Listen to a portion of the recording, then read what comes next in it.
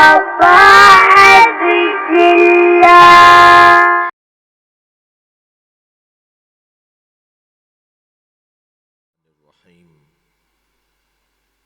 الحمد لله الذي لا يبلغ مدحته القائلون ولا يحصي نعماءه العادون ولا يعدي حقه المجتهدون الذي ليس لصفته حد محدود ولا نعت موجود ولا وقت معدود ولا أجل ممدود فطر الخلائق بقدرته ونشر الرياح برحمته الصلاة والسلام على الرسول المسدد المصطفى الأمجد المحمود الأحمد سيدنا ومولانا ومولى الكونين جد الحسن والحسين عاني أبا القاسم محمد اللهم صل على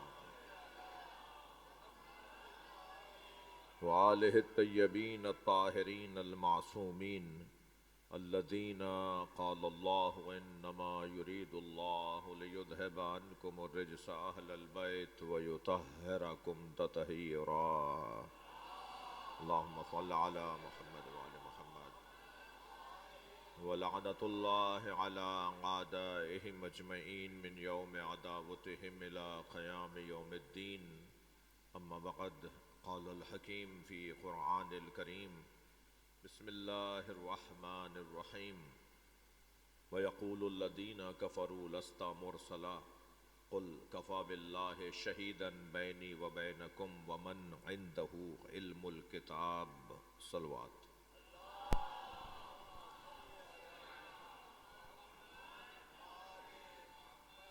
اس سے بلند صلوات دیا کریں گے اللہم صل علی محمد وعلی محمد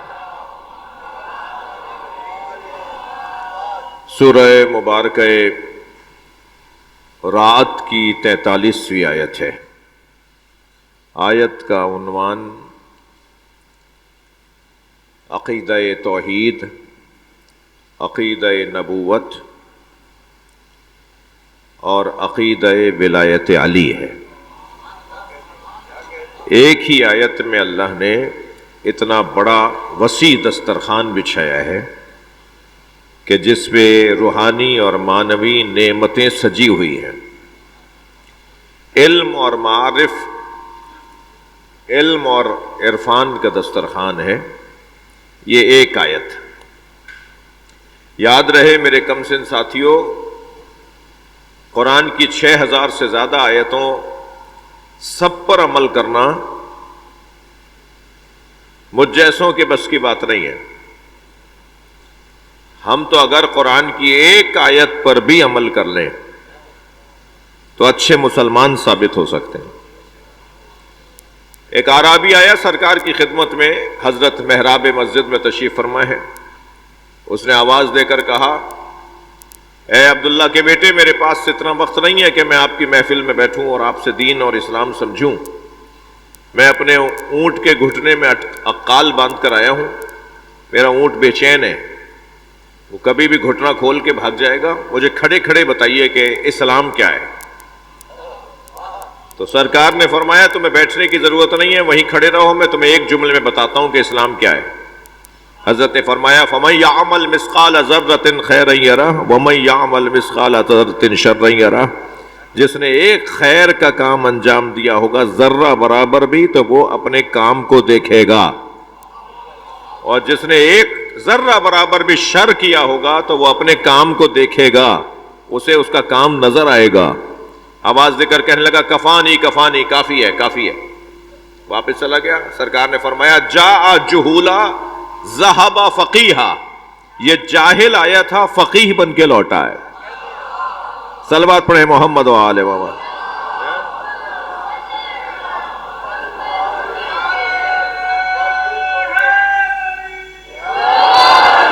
یعنی یہ ممکن ہے کہ ہم ایک آیت پر بھی اگر غور کر لیں تو ایک اچھے مسلمان ثابت ہو سکتے ہیں۔ مولا کائنات کی شان میں تو پورا قرآن ہے، یعنی علی کی شان میں جو آیات نازل ہوئی ہیں وہ تو مولا کی شان میں ہیں ہی، مگر جو آیات علی کے دشمنوں کے بارے میں آئی ہیں وہ بھی تو علی کی شان ہے، وہ بھی تو مولا علی کے فضائل ہیں۔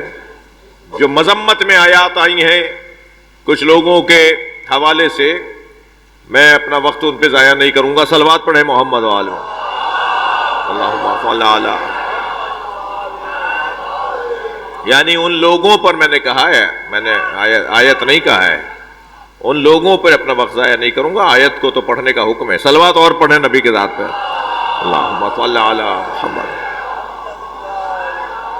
جی تھوڑی سی توجہ آپ کی چاہوں گا۔ اس ہمیشہ ایسے ہی ساؤنڈ ہوتا ہے۔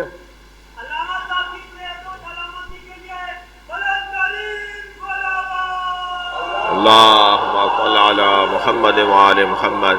آپ سب کی سلامتی کے لیے بلند تر صلوات پڑھیں۔ اللہم صل علی محمد وآل۔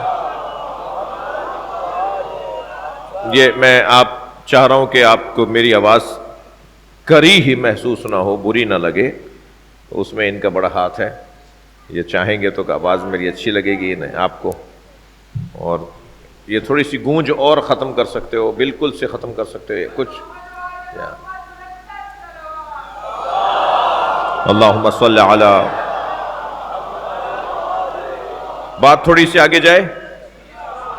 مولا کی شان میں جو آیات ہیں ان میں آیات کے نام بھی ہیں، آیہ مباہلہ ہے، آیہ تطہیر ہے، آیہ ولایت ہے، ایسے ہی ہے۔ ایسے ہی یہ آیت جو ہے مولا کی شان میں، یہ مولا کی شان میں وہ آیت ہے کہ جس پر علی فخر کرتے ہیں۔ ہاں، مولا علی سے پوچھا گیا یا علی ہمارے نزدیک آپ کے فضائل بہت ہیں، اور نام بھی ایسا بڑا نام ہے جناب صعصع ابن سوہان رضوان اللہ تعالی علیہ، مولا علی کے پکے سچے شیعہ۔ جب مولا کو ضربت لگ گئی، 3 دن تک آپ بستر پر تھے، تو حضرت سے ملاقات کا سلسلہ منقطع ہو گیا تھا، حضرت سے لوگوں کی ملاقات کا سلسلہ منقطع ہو گیا تھا۔ سب چلے گئے تھے دروازے تک آ کے، مگر ایک بندہ ایسا تھا جو 3 دن تک دروازے پر بیٹھا رہا، اور پیغام دیا امام حسن سے، کہا صرف علی مولا سے اتنا کہیں کہ میں مولا کا دیدار کرنا چاہتا ہوں۔ ان کا نام ہے صعصع ابن سوہان۔ مولا نے فرمایا اسے اندر بلا لو، اسے گھر میں بلا لو۔ اس وقت میں صعصع ابن سوہان نے مولا علی سے سوال کیا، یا علی انت افضل ام آدم، آپ افضل ہیں یا آدم؟ تھوڑا گردن ہلاؤ گے تو فضائل پڑھوں گا۔ یا علی آپ افضل ہیں یا آدم؟ مولا علی نے فرمایا انا افضل من آدم، میں آدم سے افضل ہوں۔ شاگرد ہو تو ایسا شاگرد ہو، فوراً سوال کیا لماذا، کیسے؟ آپ حضرت آدم سے افضل ہیں کیسے؟ تو مولا نے فرمایا آدم کو گندم سے روکا گیا تھا، اور آدم گندم کے قریب چلے گئے، مجھے گندم سے روکا نہیں گیا تھا، ساری زندگی گندم کو ہاتھ نہیں لگا۔ سوال کرنے والے نے پھر سوال کر لیا، یا علی انت افضل ام عیسیٰ؟ سوال بڑے لمبے ہیں، بحث بڑی طویل ہے۔ حضرت سے پوچھا یا علی آپ افضل ہیں یا حضرت عیسیٰ؟ فرمایا انا افضل من عیسیٰ، میں عیسیٰ علیہ السلام سے افضل ہوں۔ پوچھا لماذا، کیسے؟ حضرت فرمایا عیسیٰ علیہ السلام کی والدہ کو بیت المقدس سے باہر بھیجا گیا، اور میری والدہ کو خانہ کعبہ میں بلایا گیا۔ جی ماشاءاللہ۔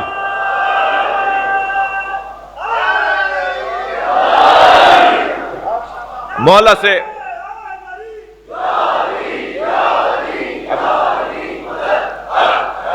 آپ کی توجہات بھرپور ہے تو میں چاہ رہا ہوں کہ میری روایت کا ایک حصہ اور پڑھ دوں۔ ترتیب کے اندر یہ بات آخر میں تھی، مگر میں نے چاہا تھا کہ مختصر کروں، مگر میرا دل کہہ رہا ہے کہ میں کنجوسی نہ کروں۔ مولا علی سے پوچھا گیا یا علی انت افضل، اللہ اکبر، ام نوح، آپ افضل ہیں یا حضرت نوح؟ فرمایا انا افضل من نوح، میں نوح علیہ السلام سے افضل ہوں۔ پوچھا لماذا، کیسے؟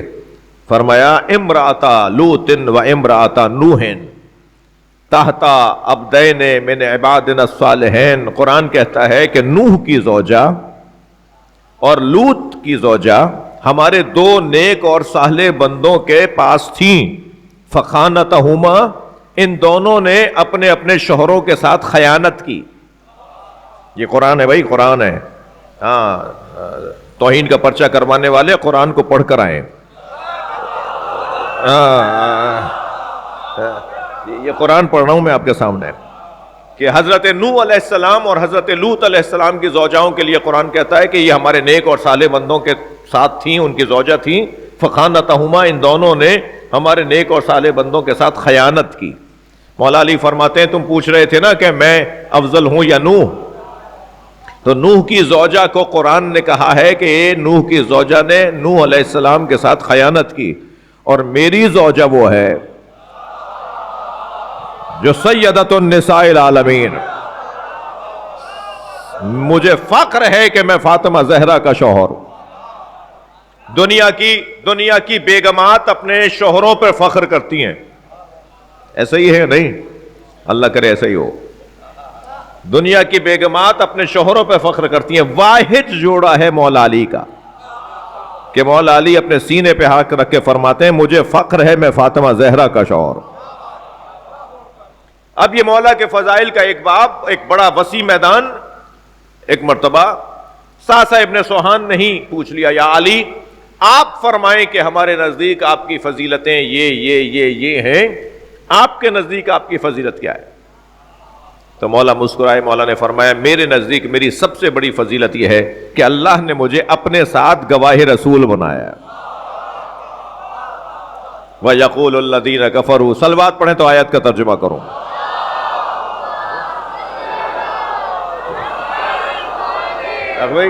وَيَقُولُ الَّذِينَ كَفَرُوا لَسْتَ مُرْسَلًا، ترجمہ کروں گا، اس سے مجھے استفادہ بھی کرنا ہے ترجمے سے. کافر کہتے ہیں، جنہوں نے کفر اختیار کیا، کافر کہتے ہیں اور کہتے رہیں گے. فعل مضارع ہے. یقول الذین کفروا لست مرسلا، جنہوں نے کفر اختیار کیا ہے وہ کہتے ہیں اور کہتے رہیں گے. فعل مضارع حال اور مستقبل کے لیے ہوتا ہے. یضربو زید، زید نے مارا اور مارتا رہے گا. امرا، امر کو مثلا، ٹھیک ہے. یقتلو، قتل کیا اور کرتا رہے گا، آئندہ بھی یہ قتل کرے گا. یہ فعل مضارع کا مطلب ہے. یقولو کہتا ہے اور کہتا رہے گا. اب کون کہتا ہے اور کہتا رہے گا؟ کافر. کافر کہتے ہیں اور کہتے رہیں گے. کیا کہتے ہیں اور کیا کہتے رہیں گے؟ لست مرسلا، آپ بھیجے ہوئے رسول نہیں ہیں. نبی مکرم کو کافر کہہ رہے تھے اور اللہ کہہ رہا ہے میرے نبی یہ آئندہ بھی کہیں گے، یہ آگے بھی یہی بولیں گے. لست مرسلا، آپ بھیجے ہوئے رسول نہیں ہیں، آپ مبعوث نہیں ہوئے، آپ مرسل نہیں ہیں، آپ کو بھیجا نہیں گیا. لست مرسلا. قل، اے میرے حبیب ان سے کہہ دیجئے کفا باللہ شہیدن بینی و بینکم، میرے اور تمہارے درمیان میری رسالت پر گواہی کے لیے اللہ کافی ہے. آیت رکی نہیں ہے یہاں پر، اللہ کافی ہے پر آیت رکی نہیں ہے. اس آیت کی بات کر رہا ہوں، ورنہ اور جگہ پر آیا ہے الیس اللہ بکاف عبدہ، اے میرے بندے کیا تیرے لیے اللہ کافی نہیں ہے؟ یہ آیا ہے، یہ قرآن کے اندر ہے، اے میرے بندے کیا اللہ تیرے لیے کافی نہیں ہے؟ تو ایک آیت کو پڑھ کر اللہ ہی کافی لکھنے والوں سے بات کر رہا ہوں. ایک آیت پڑھ کر عقیدہ نہیں بنتا. صلوات پڑھیں محمد و آل محمد.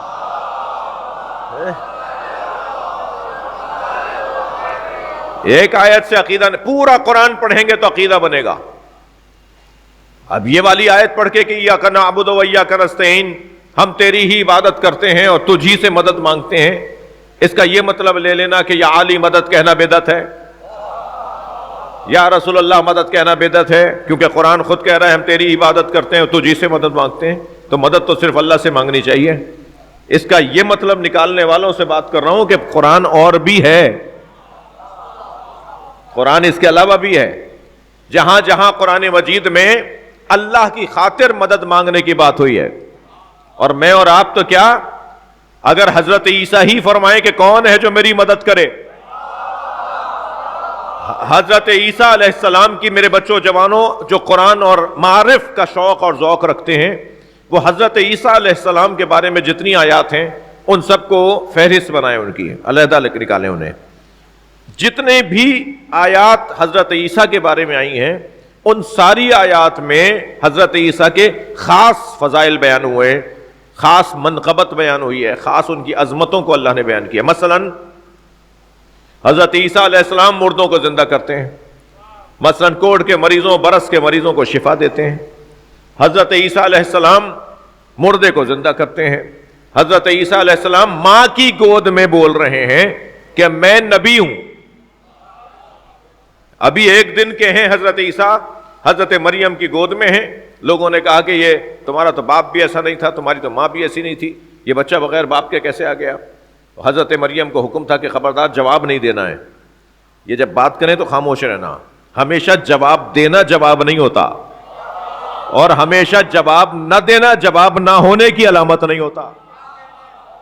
اگر کوئی جواب نہیں دے رہا تو یہ دلیل نہیں ہے کہ اسے آتا نہیں ہے۔ کیا معلوم کہ اس کی خاموشی ہی جواب ہو۔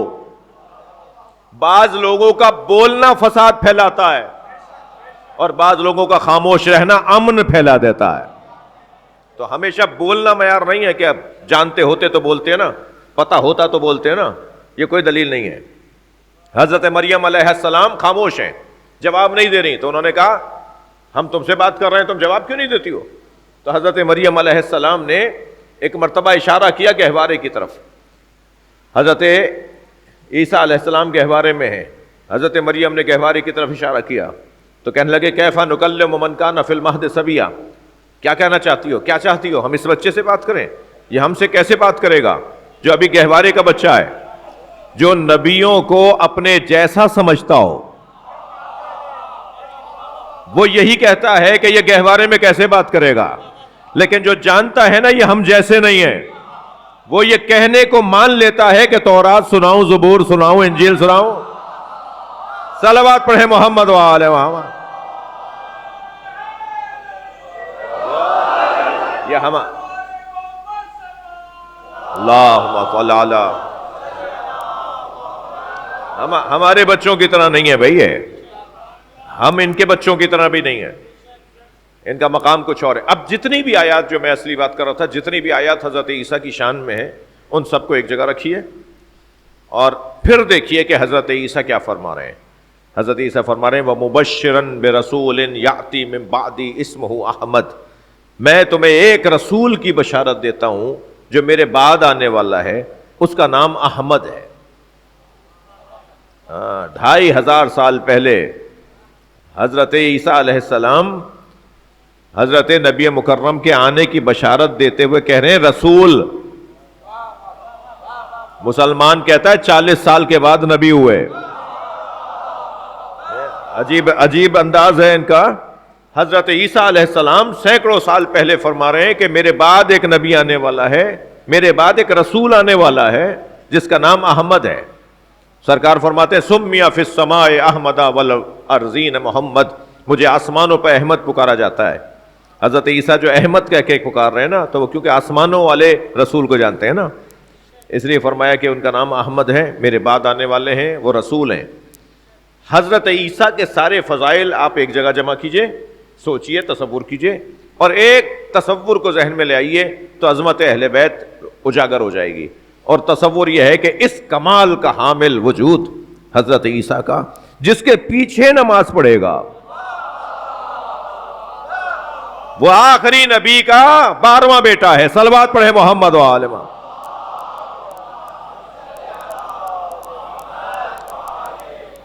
جی، جو حضرت نبی مکرم علیہ السلام کے اوپر شک کرنے والوں سے اللہ نے کہا کہ ان سے کہہ دو کفا باللہ شہیدن بینی و بینکم، میرے اور تمہارے درمیان گواہی کے لیے اللہ کافی ہے، اللہ کافی ہے۔ وَمَنْ عِنْدَهُ عِلْمُ الْكِتاب، اور وہ جس کے پاس مکمل کتاب کا علم ہے۔ مولا فرماتے ہیں یہ میری بڑی فضیلت ہے کہ اللہ نے مجھے اپنے ساتھ گواہ رسول بنایا ہے، اللہ نے مجھے اپنے ساتھ گواہ رسول بنایا ہے۔ آپ کی توجہات چاہوں گا میں، گواہی وہ دیتا ہے جس نے آنکھوں سے دیکھا ہو۔ یہ رسول اس وقت ہیں جب حضرت عیسیٰ علیہ السلام فرما رہے ہیں میں ایک رسول کی بشارت دیتا ہوں، یعنی حضرت عیسیٰ کے زمانے میں بھی رسول ہیں۔ یہ رسول بنے کب ہیں؟ گواہی تو وہ دے گا جس نے بنتے ہوئے دیکھا ہو. اللہ گواہ اس لیے ہے کہ اس نے بنایا ہے, اور علی مولا گواہ اس لیے کہ انہوں نے بنتے ہوئے دیکھا ہے. اور اس کی دلیل یہ ہے کہ نبی نے فرمایا انا و علی من نور واحد, میں اور علی ایک نور کے دو ٹکڑے ہیں. جب ایک جز کو رسالت مل رہی ہوگی تو دوسرا جز جانتا ہے نا کہ یہ رسول ہے اور میں امام ہوں. توجہ کر لیا آپ حضرات نے؟ مولا علی کیونکہ جز رسول ہیں تو جز کے بارے میں جانتا ہے. مولا علی فرما رہے ہیں میں گواہ, اللہ نے مجھے گواہ رسول بنایا ہے. جب نبوت دے رہا تھا اللہ, جب رسالت دے رہا تھا آپ کو, تو دینے والا اللہ, میں نے دی ہے. اللہ کہے گا میں نے دی ہے, میں گواہ ہوں, اور علی کے سامنے دی ہے, علی گواہ ہے. مولا علی نے انہیں رسول بنتے ہوئے دیکھا ہے. اب تک بھی اگر کسی کے ویڈیو بھی بن رہی ہے نا, کسی کے حلق سے بات نہ اتری ہو, تو میں مولا علی علیہ السلام کا ایک قول جو نہج البلاغہ میں موجود ہے, مولا فرماتے ہیں سمعت رنتن حین نزل الوحی, جب سرکار دو جہاں پر وحی نازل ہوتی تھی تو میں نے رونے اور چیخنے کی آواز سنی. ہمیشہ سنتا تھا, پہلی دفعہ جب میں نے سنی کہ رسول پر وحی نازل ہو رہی ہے تو ایک چیخنے کی آواز آئی. تو میں نے کہا یا رسول اللہ ما ہذہ الرنہ, یہ چیخنے چلانے کی آواز کس کی ہے؟ آواز آ رہی ہے آپ کو؟ یا رسول اللہ یہ چیخنے چلانے کی آواز کس کی ہے؟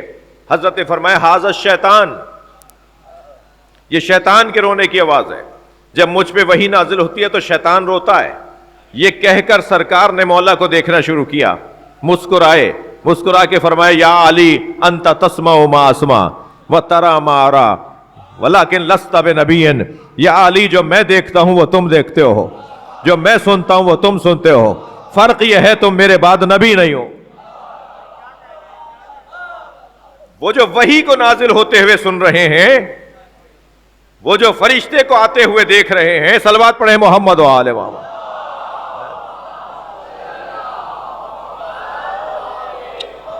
تو وہی تو گواہ رسالت قرار پائیں گے. جانتے ہیں کہ اللہ نے انہیں نبی بنایا ہے. فضائل کا اتنا بڑا میدان, اتنا بڑا وسیع سمندر ہے مولا کی شان کا, کہ میری اور آپ کی مثال تو ایسی ہے جیسے سمندر کے کنارے کھڑے ہو کر سمندر کی تعریفیں کی جائیں, جبکہ تعریف کرنے والے کو نہ اس کا وہ کنارہ پتہ ہے, تعریف کرنے والے کو نہ اس کا وہ کنارہ پتہ ہے, نہ تعریف کرنے والے کو اس کی گہرائی کا پتہ ہے, نہ تعریف کرنے والا یہ جانتا ہے کہ اس کے اندر کیا کیا ہیرے موتی مونگے پوشیدہ ہیں. ہماری تو مثال ایسی ہے کہ سمندر کے کنارے کھڑے ہو کے سمندر کی تعریف. البتہ میں ایک جملہ ضرور کہوں گا, بعض لوگ سمندر کے کنارے سے ہو کر آتے ہیں نا تو مزید بیماری میں اضافہ ہو جاتا ہے. بعض لوگوں کو فضائل بھی ہضم نہیں ہوتے, فضائل سننے کے بعد ان کا اور دماغ خراب. صلوات پڑھیں ذرا محمد و آل محمد. تو اگر کوئی صحت مند انسان جائے گا نا سمندر کے کنارے تو پھر اس کی صحت مزید بڑھے گی, جی اس کی صحت اور اچھی ہو جائے گی. اللہ ہمیں فضائل مولا سننے کا مزاج عطا فرمائے, مناقب امیر المومنین پڑھنے کا مزاج عطا فرمائے. عزیزو یہ دنیا ختم ہو جائے گی, ہم چلے جائیں گے. ہماری زندگیوں کا حاصل اس دروازے سے محبت کا اظہار ہے. تو سب سے بڑی فضیلت میرے بچوں جوانوں, بھائی میں تو 2-2.5 گھنٹے پڑھ لیتا ہوں مجلس, سنا نہیں انہوں نے, سب نے سنا نہیں.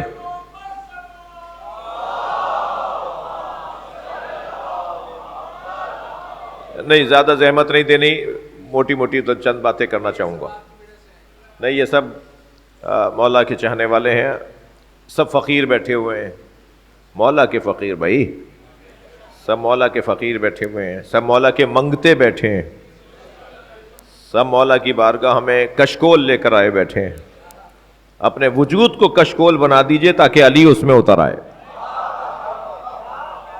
ہمارا وجود کشکول بن جائے نا مولا کی بارگاہ میں, تو پھر اس سے بڑھ کر سعادت اور کیا ہوگی. پیغامات بہت ہیں, میرا دل کر رہا ہے کہ سب سے بڑی فضیلت کیا ہوئی, جلدی جلدی عرض کر رہا ہوں. سب سے بڑی فضیلت علم علی, علی مولا کی سب سے بڑی فضیلت علم علی. علم. بھائی اگر تمہیں کوئی خار کوئی پرخاش ہے تو پھر علی جیسا علم لے کر آؤ، ورنہ تمہیں ماننا پڑے گا کہ علی علی ہے. علی مولا کو تسلیم اللہ نے کروایا ہے، فضائل کی صورت میں، عظمتوں کی صورت میں، اور علم علی کی صورت میں. علم مولا علی کی سب سے بڑی فضیلت ہے. جی سیدہ فرماتی ہیں کہ یا رسول اللہ، بابا اکثر میں نے دیکھا ہے کہ علی کسی سے باتیں کر رہے ہوتے ہیں، مگر جس سے بات کر رہے ہوتے ہیں وہ نظر نہیں آتا. بڑی عنایت. فضائل سننا چاہ رہے ہیں یا نہیں؟ بابا میں نے اکثر دیکھا ہے کہ علی کسی سے باتیں کر رہے ہوتے ہیں مگر جواب دینے والا، بات کرنے والا نظر نہیں آتا. اچھا جناب زہرا کا پوچھنا اس وجہ سے نہیں ہے کہ بی بی کو نہیں پتا. ہاں، سیدہ کا پوچھنا اس وجہ سے ہے کہ آج یہاں بیان ہو جائے، روایت بن جائے، حدیث بن جائے. پوچھیں گی تو روایت بنے گی نا، بات ہوگی تو حدیث بنے گی نا. حضرت نے فرمایا بابا وہ بولنے والا جس سے علی بات کر رہے ہوتے ہیں وہ نظر نہیں آتا. تو مولا نبی مسکرائے اور فرمایا علی زمین سے باتیں کرتے ہیں. علی زمین سے باتیں کرتے ہیں. کہا بابا زمین سے بات کرنے کا کیا مطلب ہے؟ فرمایا اللہ نے، توجہ چاہوں گا اس جملے پر بھائی، پڑھ کر پڑھنے والا خطیب ہوں، سن کر پڑھنے والا خطیب نہیں ہوں. جی آپ سب کی سلامتی کے لیے بلندتر صلوات.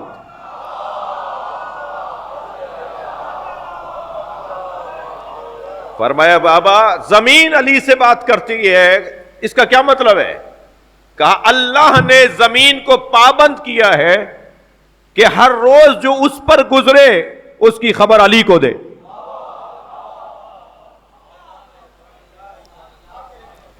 سیدہ مسکرائیں.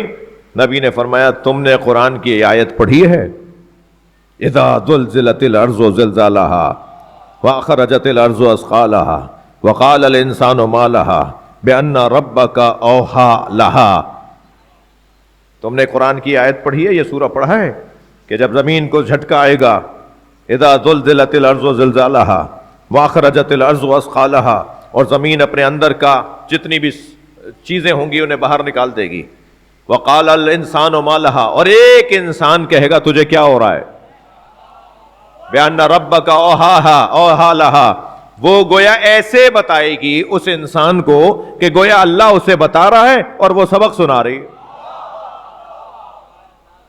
اور وہ انسان کون ہے؟ مولا نبی فرماتے ہیں سیدہ وہ انسان جس انسان سے زمین باتیں کرتی ہے اسے ابو تراب کہتے ہیں. مولا علی کا ایک لقب ابو تراب. آپ کی توجہات مجھے مجبور کر رہی ہیں کہ میں ایک منزل اور آگے آؤں. مولا نبی فرماتے ہیں تراب علی کو یہ شیعوں کو کہتے ہیں اور ان کے مالک کو ابو تراب علی کہتے ہیں. تراب. اچھا پھر وہ قرآن وَيَقُولُ الْكَافِرُ يَا لَيْتَنِي كُنْتُ تُرَابًا. صلوات پڑھے ذرا محمد وآلہ. اور کافر کہیں گے محشر کے دن کاش ہم تراب ہوتے. کافر کہیں گے، میں حسرت کریں گے کافر محشر کے دن، کاش ہم تراب ہوتے. کیا مطلب ہے تراب ہوتے؟ تراب سے مراد مولا نبی فرماتے ہیں علی کے شیعہ. علی کے شیعوں کو تراب اس لیے لقب دیا گیا ہے، اس لیے تراب کہا گیا ہے جو علی کے آگے بچھ جائے وہی علی کا شیعہ ہوگا. تو تراب یعنی علی کے شیعہ. اللہ ہمیں مولا علی کے شیعوں میں شمار کرے. صلوات ہدیہ کریں. نہیں جتنی بڑی دعا ہے نا اتنی بڑی صلوات نہیں ہے. اللہم صل علی محمد وعلی محمد. کافر کہیں گے کاش ہم علی کے شیعہ ہوتے.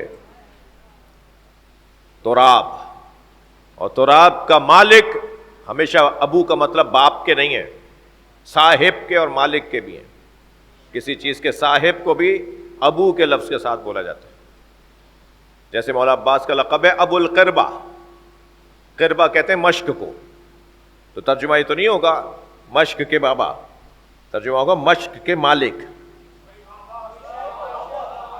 مولا عباس کے فضائل کا ایک حسین باب ہے, مشق کے مالک. تو دوسرے الفاظ میں کہہ دوں پانی کے مالک, جس کے نام پر اور جس کے توسط سے پانی بڑھتا ہے وہ مولا عباس. تو اب یہاں ابو کا مطلب مالک اور صاحب اور والا کے معنی میں ہوگا. والا, ابو تراب, تراب والا, تراب کا مالک, تراب کا مولا, اور تراب یعنی شیعہ. قیامت کے دن یہ اپنی یوم یعض الظالم علی یدیہ, قیامت کے دن ظالم کافر اپنے ہاتھوں کو چبا رہے ہوں گے, اپنے ہاتھوں کو کاٹ رہے ہوں گے. عجیب آیت ہے یہ. قیامت کے دن ظالم جی کافر, اور کھل کے کہوں علی کو چھوڑنے والے, مولا علی سے دشمنی کرنے والے اپنے ہاتھوں کو کاٹ رہے ہوں گے, چبا رہے ہوں گے, بوٹیاں نوچ رہے ہوں گے اپنے ہی ہاتھوں. اس کا سبب کیا ہے؟ ہاتھوں کو کیوں بھائی؟ ہاتھوں ہی کو کیوں؟ اس لیے کہ یہ ہاتھ علی کے فضائل سن کے اٹھے نہیں تھے. یہ ہاتھ علی والوں کے لیے اور علی کے بیٹے حسین کے لیے سینے پہ لگے نہیں تھے. یہ ہاتھ حق کی خاطر استعمال نہیں ہوئے تھے. ہاتھوں کا کردار اگر ادا ہو جائے تو پھر ظالم نہیں رہو گے. صلوات پڑھے محمد و آل محمد.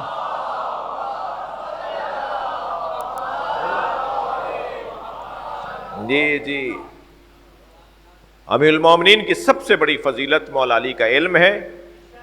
میرے بچوں جوانوں کے لیے دہرا رہا ہوں, فہرست بتا رہا ہوں. دوسری بڑی فضیلت مولا علی کی حلم ہے. حلم, تحمل, برداشت. میں مصائب نہیں پڑھ رہا, لیکن ایک جملہ آج کی رات کا ہے. ابھی مصائب نہیں پڑھ رہا, مجھے 10 منٹ اور فضائل پڑھنے ہیں. آج کی رات اپنی دختر کے گھر تھے نا مولا علی, اپنی بیٹی کے گھر تھے. صبح ضربت لگے گی تو مولا نے آج کی رات مصلے پر بیٹھے بیٹھے کچھ دیر کے لیے مولا کو اونگ آئی, اور ایک مرتبہ چونک کے اٹھے تو فرمایا بیٹا نانا خواب میں آئے تھے, تمہارے نانا مجھے خواب میں آئے تھے اور مجھ سے کہہ رہے تھے تم میری امت سے ناراض تو نہیں ہو؟ فرمایا یا رسول اللہ میں ان کی مغفرت کے لیے دعا گو. میں نے تمہارے نانا سے کہا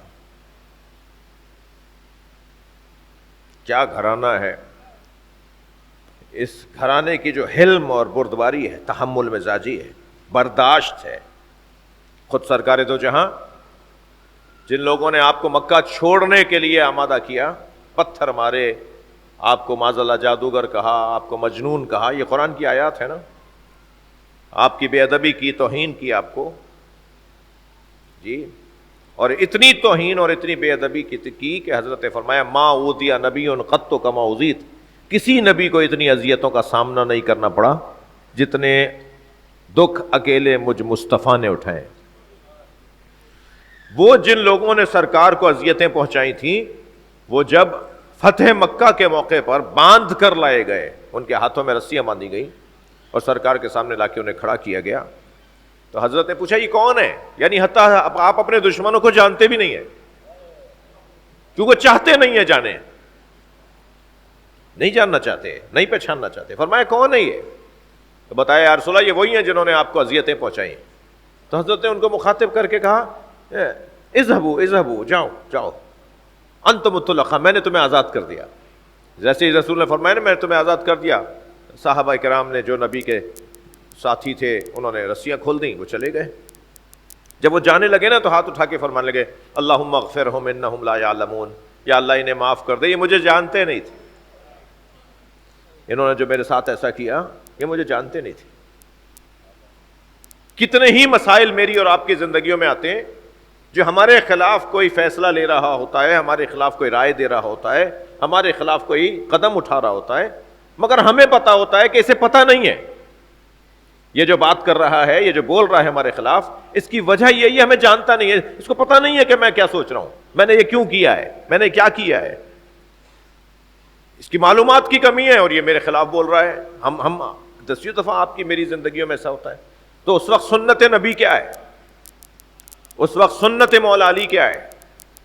وہ یہ کہ جانتے نہیں ہیں۔ جو جانتا نہیں ہے اس کے اوپر کیا بات ہے؟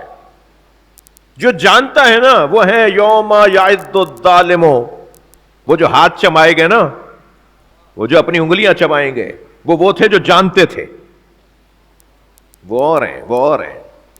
اکثر ایسا ہوتا ہے کہ لوگ ایک دوسرے کے خلاف سوچتے ہیں، بولتے ہیں، فیصلہ لیتے ہیں، کوئی قدم اٹھا لیتے ہیں، اور وہ جہالت کی بنیاد پر ہوتا ہے۔ لہذا سنت نبی اور سیرت مولا علی یہ ہے کہ جو اس بنیاد پر تم سے دشمنی کر رہے ہو، اللہم اغفرہم، یا اللہ انہیں معاف کر دیا، میں نے بھی انہیں معاف کر دیا۔ نبی نے فرمایا تم میری امت سے ناراض تو نہیں ہو؟ کہا یا رسول اللہ میں ان کی مغفرت کے لیے دعا گو، میں اپنا کام کر کے جا رہا ہوں۔ جی چلیے میرے ساتھ کچھ دیر کے لیے 47 ہجری کے کوفے میں چلیے۔ علی مولا کا اب دل لگ نہیں رہا دنیا میں۔ علی مولا خود سے جانا چاہتے ہیں، مولا نہیں چاہتے اب دنیا میں مزید رہیں، دنیا میں رہنے کا شوق نہیں ہے علی کو۔ وجہ بتا دوں، نبی نہیں رہے، فاطمہ نہیں رہی، نبی اور فاطمہ کے قاتلوں اور ظالموں کے ساتھ رہنا پڑ رہا ہے۔ اب مولا علی کا دل نہیں لگ رہا، اب خود سے چاہتے ہیں کہ وہ چھوڑ دیں اس دنیا کو۔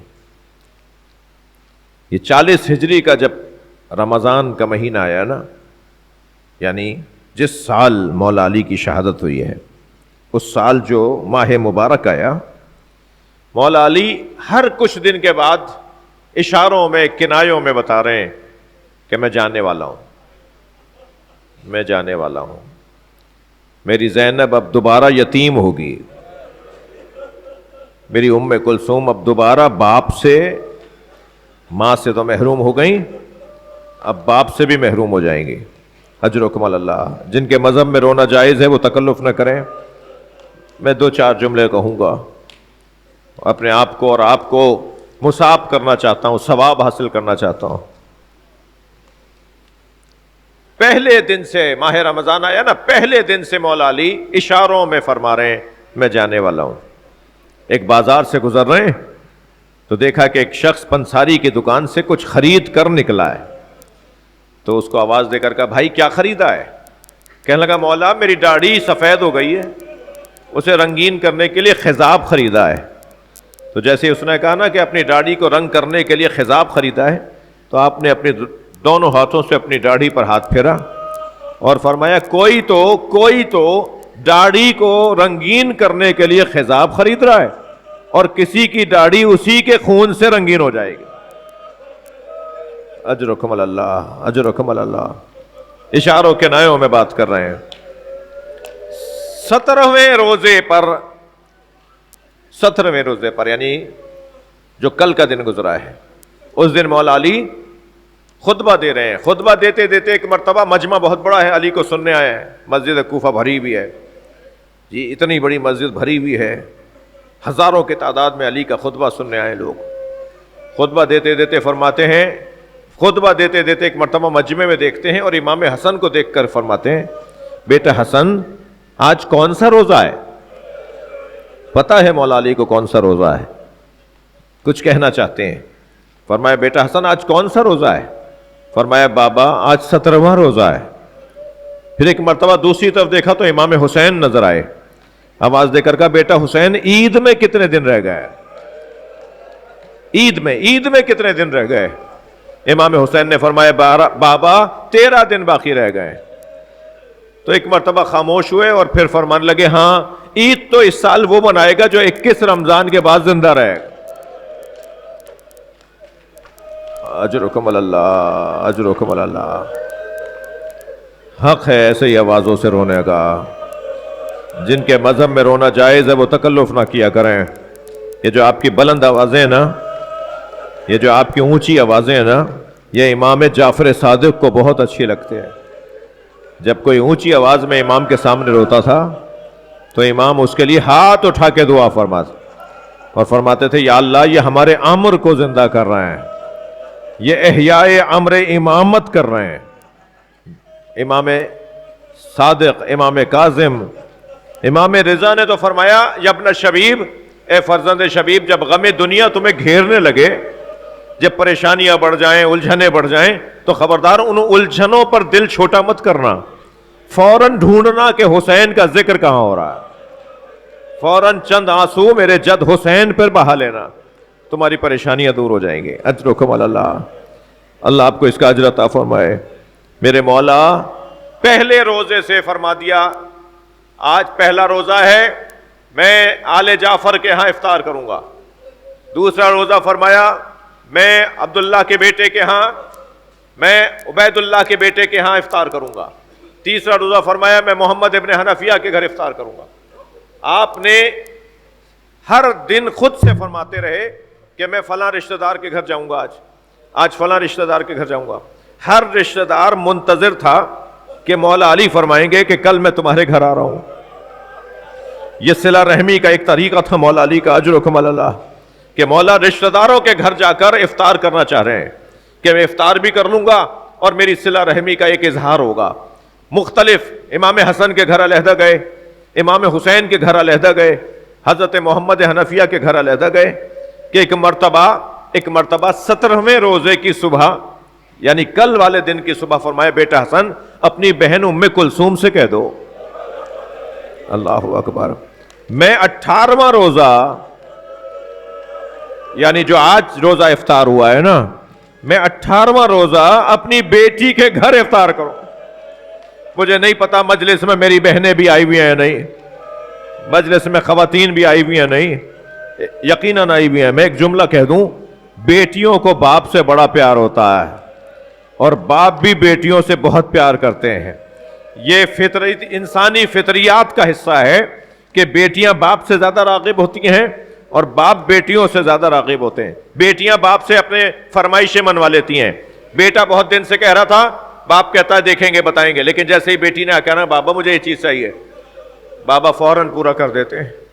میں نے کربلا کے میدان میں یہ منظر دیکھا ہے جب امام حسین کو شہید کر دیا گیا تو ذوالجناح خبر شہادت لے کر گیا. اجرکم اللہ، اجرکم اللہ. اور خیموں کے درمیان چکر کاٹ کر دیکھ رہا تھا سکینہ کہاں ہے، اور اسی خیمے پہ جا کے رکا جس خیمے میں جناب سکینہ تھی. خیمے کے باہر کھڑے ہو کر پیر مارنے لگا. بی بی کو آواز چلی گئی کہ بابا کا گھوڑا آ گیا ہے. تو کتنی جلدی باہر آئی ہوں گی جناب سکینہ. جیسے ہی باہر آئی تو کیا دیکھا، خالی گھوڑا کھڑا ہے. تو خالی گھوڑے کو دیکھ کر انتہائی وقار کے ساتھ قدم اٹھائے اور گھوڑے کی گردن پہ ہاتھ رکھ کے ایک سوال کیا، اور سوال یہ تھا یا جواد ابی حل سوقے ابی ام قتل اچانا، اے میرے بابا کے با وفا گھوڑے مجھے اتنا بتا پانی پلا کر مارا؟ میرا بابا پیاسا بہت تھا.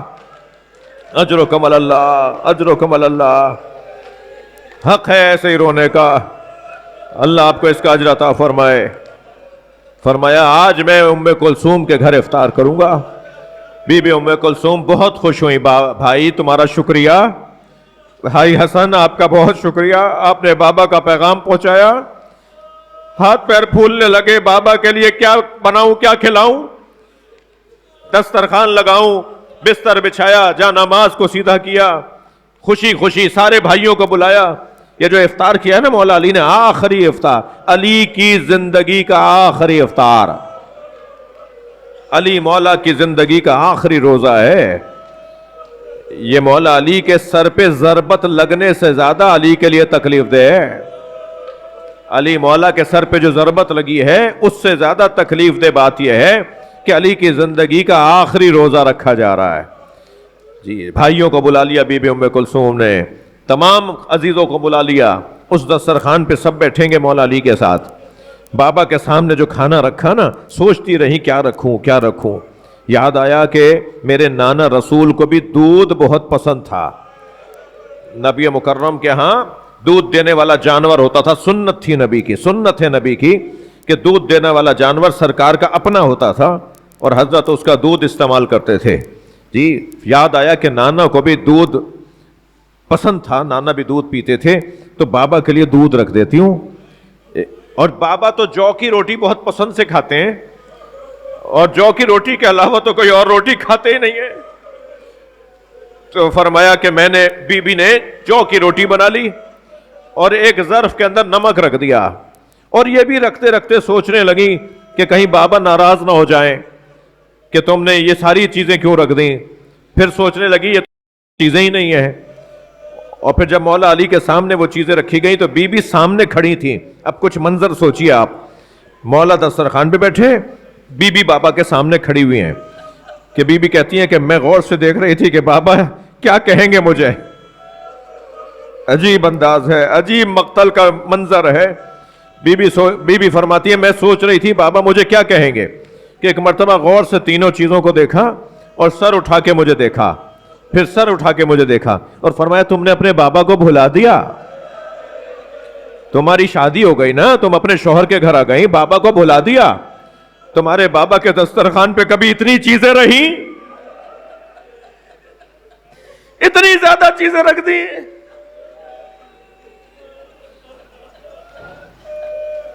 بی بی کہتی ہے میں فوراً آگے بڑھی اور میں نے نمک اٹھانا چاہا کہ بابا دودھ اور روٹی سے افطار کر لیں. تو میں نے نمک کو جیسے ہاتھ لگایا, نمک کے ظرف کو ہاتھ لگایا, تو بابا نے میرے ہاتھ پکڑ لیا اور فرمایا دودھ اٹھا لو, اس لیے کہ کوفے میں بہت یتیم بچے ہیں جنہیں پینے کے لیے دودھ نہیں ہے. میرے بابا نے جو کی روٹی سے نمک لگا کر افطار کیا اور ساری رات مصلی عبادت پر مصروف عبادت رہے. ہر کچھ دیر کے بعد اٹھتے ہیں اور صحن میں آ کر آسمان پر کسی چیز کو تلاش کرتے ہیں. کبھی کبھی تو ایسا بھی ہوا کہ جگہ بدل کے کھڑے ہوتے ہیں کہ یہاں سے نظر نہیں آ رہا تو وہاں سے نظر آئے گا. بی بی فرماتی ہے میں دیکھتی رہی کہ بابا کچھ ڈھونڈ رہے ہیں, تاریک آسمان ہے, آسمان پہ سوائے ستاروں کے کچھ اور نہیں ہے. کہتی ہے کہ میں دیکھ رہی تھی کہ بابا بار بار جاتے ہیں, کہ ایک مرتبہ جب گئے نا تو بابا نے زور سے ایک جملہ کہا کہ میں نے سنا کہ بابا کہہ رہے تھے ہاذہ اللیلۃ التی قد وعدت, یہ وہی رات ہے جس کا مجھ سے وعدہ کیا گیا. اور یہ کہہ کر ایک مرتبہ گردن جھکائی اور کہا انا للہ وانا الیہ راجعون. بی بی فرماتی ہے مجھ سے رہا نہیں گیا, میں قریب گئے, بابا یہ کلمہ استرجاع کیسا ہے. فرمایا ام کلثوم یہ جو دن آنے والا ہے نا یہ میری زندگی کا آخری دن آنے والا ہے, میں اب اس دنیا سے جانا چاہتا ہوں. اور ایک مرتبہ سارے بچوں کو بلا کر, عجیب جملہ ہے جو آج میں نے ایک مقتل کی کتاب میں پڑھا, عجیب جملہ ہے, سارے بچوں کو سامنے بلا کر کہا آج کی رات میں تم سے ودا ہونا چاہتا ہوں, میں تم سے رخصت ہونا چاہتا ہوں, اب تمہارا بابا اس دنیا میں رہے گا نہیں. میں مجلس کو مکمل کر رہا ہوں ایک جملے پر. علی بی بی کے گھر سے مسجد کی طرف ایسے جا رہے تھے جیسے بھرے گھر سے جنازہ جا رہا. بچے رخصت کر رہے ہیں, بیٹیاں الوداع کہہ رہی ہیں. اللہ لعنت اللہ علی الظالمین. یا اللہ ان آوازوں پر رحمت نازل فرما, رونے والوں کی توفیقات میں اضافہ فرما, بانیان کے رزق اور عزت میں اضافہ فرما, اس ادارے سے وابستہ تمام منتظمین کی توفیقات میں اضافہ فرما. یہاں جو بچے طالب علم رہتے ہیں یا اللہ ان کی سرپرستی, ان کی دیکھ بھال کی بہترین توفیق عطا فرما. امام زمانہ کے ظہور میں تعجیل فرما, تعجیل فرما, تعجیل فرما. دعاؤں کی قبولیت, مجلس کی قبولیت کے لیے بلند تر صلوات. اللہم صلی علی محمد وعلی محمد. یا حسین